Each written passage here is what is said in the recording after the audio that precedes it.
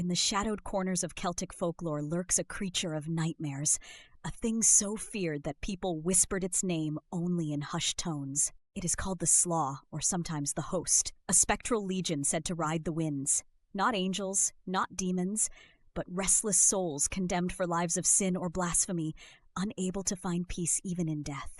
If you thought ghosts were frightening, the Slaugh are something even darker. The Slaugh are not solitary spirits. They arrive in numbers, a swarm of cursed souls that resemble a whirlwind of black shadows and howling despair. Picture them sweeping across the night sky, carried on turbulent winds like a flock of malevolent birds. Their purpose? To claim the souls of the dying, particularly those who are alone or unprotected when death knocks at the door. What's worse, they're drawn not to the virtuous or the faithful, but to those whose lives were marked by cruelty, greed, or godlessness.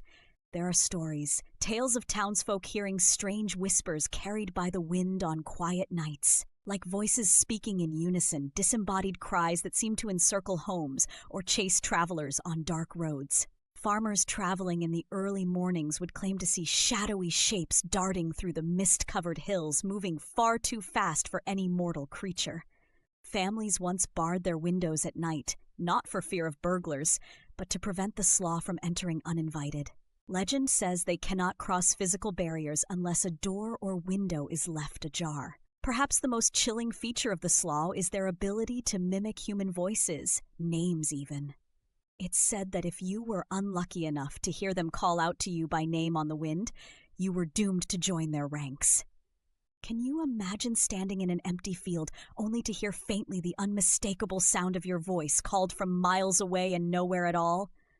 But the Slaugh weren't only seen as spiritual scavengers, they symbolized the darker side of justice. In Celtic lore, death itself wasn't always equal.